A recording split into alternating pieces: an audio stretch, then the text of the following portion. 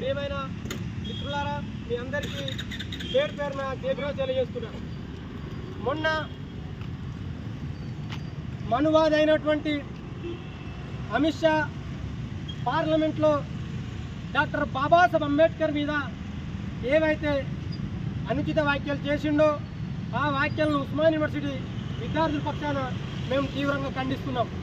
Mister Amit Shah, మీరు జై భీమ్ అంటే ఊకెందుకు అంటున్నారు?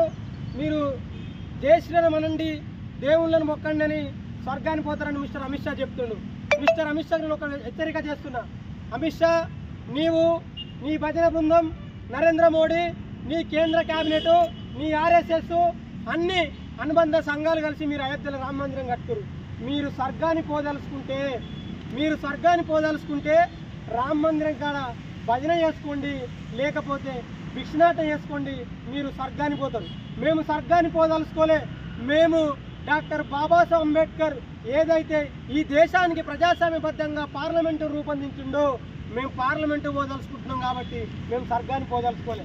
మిస్టర్ అమిత్ షా, ఖబర్దార్, మీరు బేషరతుగా వెంటనే క్షమాపణ చెప్పలేని పక్షంలో మేము దేశవ్యాప్తంగా కూడా విద్యార్థులను పెద్ద ఎత్తున ఆందోళన చేస్తాం.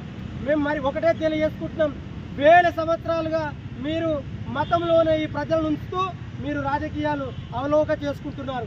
ఈ మధ్య అంబేద్కర్ అని మాట్లాడితే నువ్వు స్వర్గం అని మాట్లాడుతున్నావు కదా. వేల సంవత్సరాలుగా ఈ ప్రజలను మతంలో ఉంచినావు. ఇకనైనా డాక్టర్ బాబాసాహెబ్ అంబేద్కర్ వారసులుగా మేము మేల్కొంటున్నాం.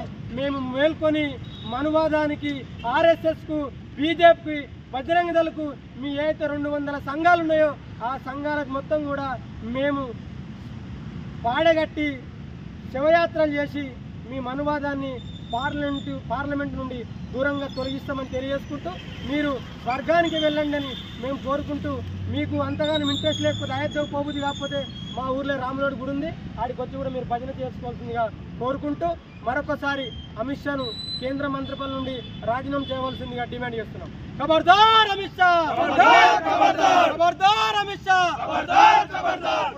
అమిత్ షా గారి పత్రాలను అంటబెడతాం. మీరు మనుషులకు శివపాన్ని లెక్కుడు.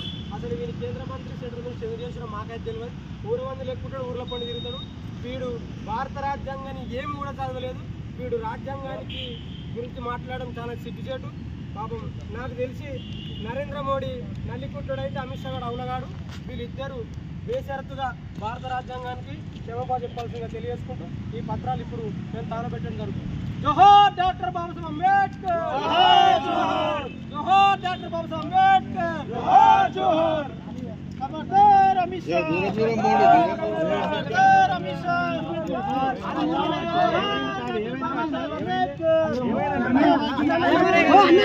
భారత రాజ్యాంగం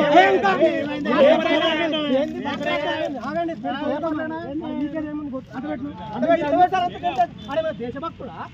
మీరు డిపార్ట్మెంటల్ మాకు